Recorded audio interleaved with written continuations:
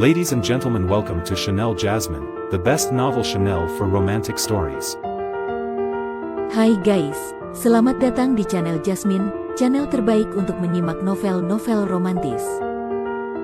Mohon dukung channel ini dengan subscribe, like dan share video-video yang ada di channel ini. Terima kasih.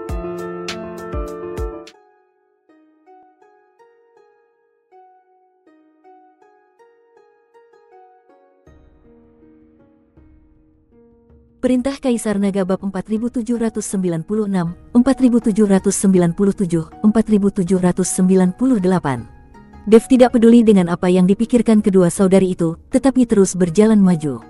Dia juga mengeluarkan tas penyimpanan Tang Xiaoyi dan memeriksanya dengan cermat. Sebagai tuan muda sekte Tang, pasti ada banyak barang bagus di tas penyimpanannya. Dev dengan santai melemparkan beberapa pil dari kantong penyimpanan ke mulutnya. Tidak ada sedikit pun energi spiritual atau sumber daya di tempat tanpa harapan ini, dan seseorang hanya dapat mengandalkan sumber daya yang dibawanya untuk mengisinya kembali.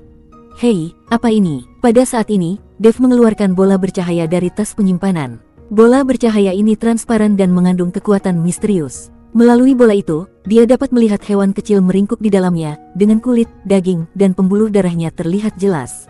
Mungkinkah itu telur binatang roh? Dev teringat pada binatang kecil penelan langit, yang saat itu juga berbentuk bola. Tuan Chen, berhati-hatilah, itu adalah binatang pemakan jiwa dari Sekte Ling. Suara Hong Yao datang dari belakang Dev. Sebelum Dev bisa bereaksi, dia melihat bola bercahaya di tangannya tiba-tiba meledak, dan kemudian binatang pemakan jiwa itu terbang keluar dalam sekejap dan menghilang di antara kedua alis Dev. Dev berdiri di sana tak bergerak, sementara Hong Yao dan Lan Yao telah menyusulnya. Gawat, Tuan Chen telah diserang oleh binatang buas pemakan jiwa. Aku khawatir kesadaran Tuan Chen akan segera dimangsa. Melihat ini, Hong Yao berkata dengan cemas. Kakak, tidak ada cara untuk menyingkirkan binatang pemakan jiwa yang telah memasuki tubuh. Dalam beberapa saat, Dev ini akan menjadi gila jika dia tidak mati. Kita bisa memanfaatkan kesempatan ini untuk memenggal kepalanya, lalu membawanya ke keluarga Huo untuk ditukar dengan batu abadi. Lan Yao berkata dengan penuh semangat. Diam, Hong Yao mengerutkan kening. Tuan Chen baru saja menyelamatkan nyawa kita. Bagaimana mungkin kita masih melakukan hal seperti itu?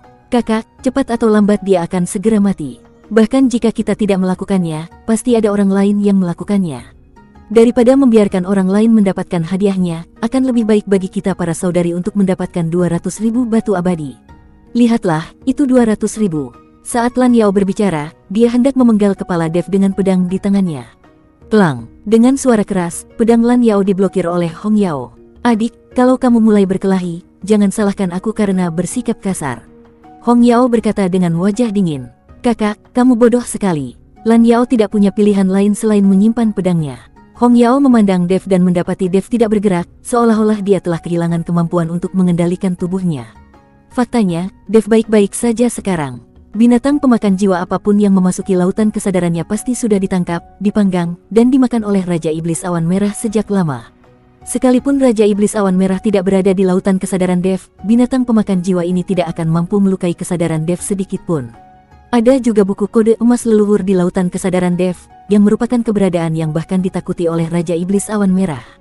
Jadi apa itu binatang pemakan jiwa yang kecil? Kudengar setelah binatang pemakan jiwa memasuki tubuh seseorang, ia dapat dengan cepat dihisap keluar melalui mulutnya.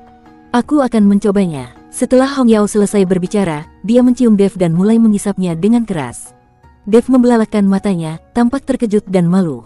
Dan mendorong Hong Yao menjauh, Dev terbatuk 2 kali dengan keras, maaf, aku baik-baik saja. Tuan Chen, apakah binatang pemakan jiwa dalam tubuhmu telah tersedot keluar? Melihat Dev baik-baik saja, Hong Yao berkata dengan gembira, tetapi tepat setelah dia selesai berbicara, Hong Yao mengerutkan kening dan berkata, itu tidak benar. Jika binatang pemakan jiwa di tubuhmu tersedot keluar, itu seharusnya masuk ke tubuhku. Mengapa aku tidak merasakan apa-apa? Aku membunuh binatang pemakan jiwa itu begitu ia memasuki tubuhku. Otakku tidak bisa dimakan semudah itu. Dev tersenyum tipis. Dev masih berterima kasih kepada Hong Yao. Terlepas dari apakah dia membantunya atau tidak, setidaknya dia tidak lagi berniat untuk menyakitinya. Tapi Lan Yao itu, Dev menatap Lan Yao, dengan niat membunuh terpancar di matanya. Lan Yao merasakan niat membunuh dari Dev dan sangat ketakutan hingga dia mundur beberapa langkah, tampak sangat gugup. Tuan Chen, terkadang aku memang ceroboh.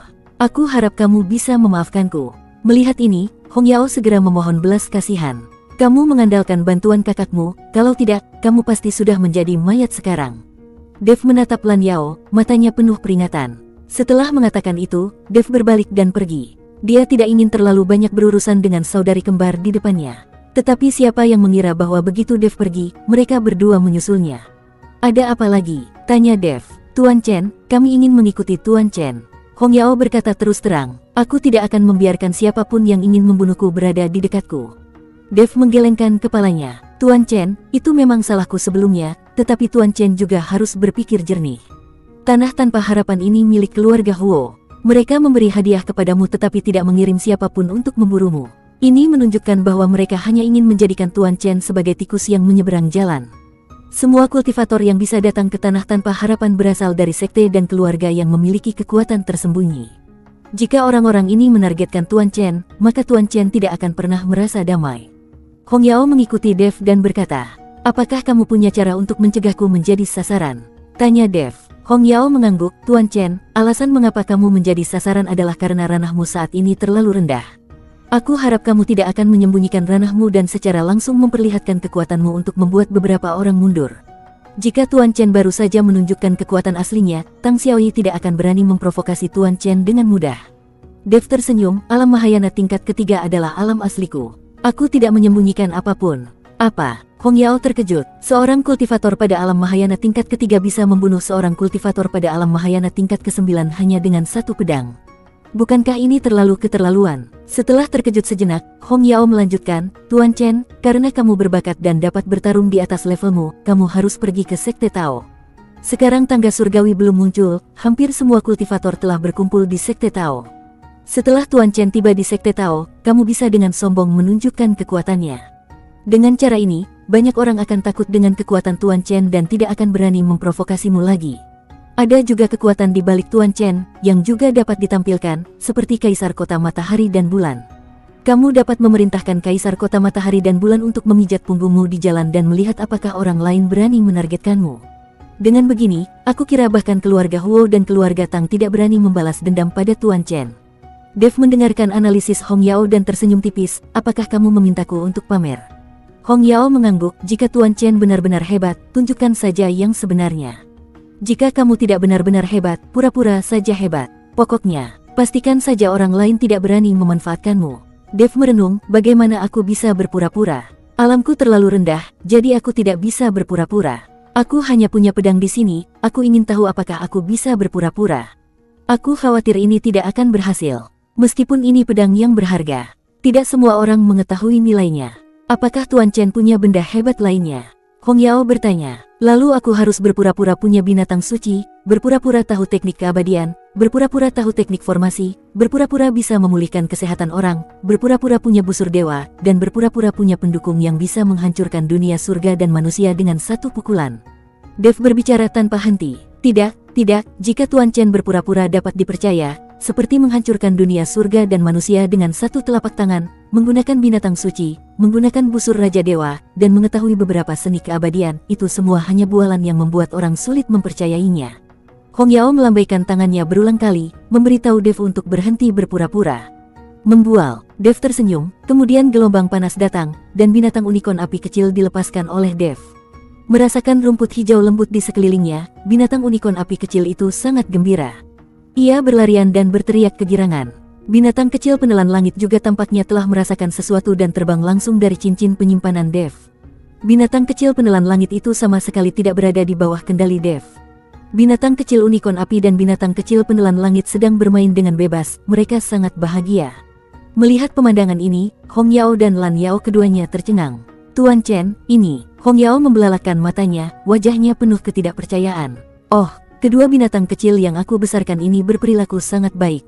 Dev berkata dengan santai. Hong Yao dan Lan Yao, sial, Dev benar-benar punya binatang dewa. Kelang, pada saat ini, tiba-tiba terdengar suara renyah, dan busur ajaib jatuh dari tubuh Dev. Maaf, cincin penyimpanannya agak penuh. Dev membungkuk dan mengambil busur Raja Dewa. Busur Raja Dewa, mata kedua saudari itu hampir keluar. Sial, Dev benar-benar punya busur Raja Dewa. Setelah menyimpan busur Raja Dewa, ujung jari Dev tiba-tiba bersinar terang, lalu dia menunjuk ke kehampaan. Cahaya keemasan langsung menghilang dalam kehampaan. Dan seluruh kehampaan mulai terdistorsi dan waktu seakan berhenti. Jari abadiku cukup bagus, kan? Dev bertanya dengan tenang. Formasi. Mulut kedua saudari itu cukup besar untuk menampung 2 butir telur. Sial, Dev benar-benar tahu teknik formasi. Dev melihat beberapa kambing lewat di kejauhan, jadi dia melambaikan satu tangan di udara dan serangkaian pola formasi pun muncul. Tak lama kemudian terbentuklah sebuah formasi, dan kambing-kambing itu pun terperangkap dalam formasi tersebut dan langsung dikirim ke Dev dan anak buahnya. Lalu beberapa kambing langsung jatuh ke tanah seolah-olah dikendalikan oleh sesuatu. Dev menjentikkan jarinya, dan nyala api mulai menyala. Saat aromanya memenuhi udara, beberapa kambing dipanggang. Baunya harum sekali. Sudah lama aku tidak makan daging domba panggang. Dev mengendusnya dengan keras, lalu merobek kaki domba dan mulai mengunyahnya. Lingkungan di sini sama seperti di dunia sekuler. Makan kaki domba di sini seperti pergi bertamasya di musim semi di dunia sekuler. Pada saat ini, Dev tampaknya telah kembali ke dunia sekuler. Kalian berdua tidak mau makan? Dev menatap kedua saudara perempuan itu dan bertanya. Kedua saudari perempuan itu sudah tercengang saat ini, berdiri di sana dengan bodoh dan sama sekali tidak mendengar Dev memanggil mereka. Kakak, apakah itu formasi tadi? Ya, sial, Dev benar-benar tahu teknik formasi. Jika kalian berdua tidak makan, aku tidak akan menghabiskan semua daging domba panggang ini. Setelah Dev selesai berbicara, dia melambaikan tangannya dengan lembut. Auranya berlalu bagai angin sepoi-sepoi, dan beberapa kambing panggang benar-benar tampak kembali daging dan darahnya, dan akhirnya hidup kembali dan melarikan diri. Menghidupkan kembali, kedua saudari itu merasa otak mereka tidak bekerja dengan baik saat ini. Sial, Dev benar-benar tahu apoteker. Apakah ada hal lain yang belum aku lakukan? Aku akan berlatih dulu agar bisa memamerkannya saat aku pergi ke Sekte Tao. Dev menyeka minyak di mulutnya dan bertanya. Tidak, itu cukup. Tuan Chen, kamu tidak perlu menunjukkan apapun. Kamu tidak hanya berpura-pura, kamu memang benar-benar hebat. Hong Yao buru-buru menghentikan Dev. Jika Dev menghancurkan dunia surga dan manusia dengan serangan berikutnya, mereka berdua bahkan akan kehilangan rumah mereka. Apakah ini cukup? Dev bertanya. Cukup. Jika mereka melihat hal-hal ini, mereka pasti tidak akan berani menargetkan Tuan Chen. Hong Yao mengangguk berulang kali dan berkata. Dev mengangguk, bagus. Tapi di mana pintunya? Ini pertama kalinya aku kesini dan aku tidak tahu jalannya. Aku tahu, aku akan membawa Tuan Chen bersama kami. Lan Yao buru-buru memimpin jalan. Saat ini, Lan Yao tidak berniat membunuh Dev untuk mendapatkan hadiah. Dia hanya ingin tetap bersama Dev dengan sepenuh hati. Di bawah bimbingan Lan Yao, Dev dan lainnya menuju Sekte Tao. Terlepas dari apakah ada yang mengincarnya atau tidak, Dev memutuskan untuk bertindak besar terlebih dahulu. Sekarang setelah dipikir-pikir, tampaknya tidak banyak orang di dunia surga dan manusia yang akan menjadi ancaman baginya. Bersambung.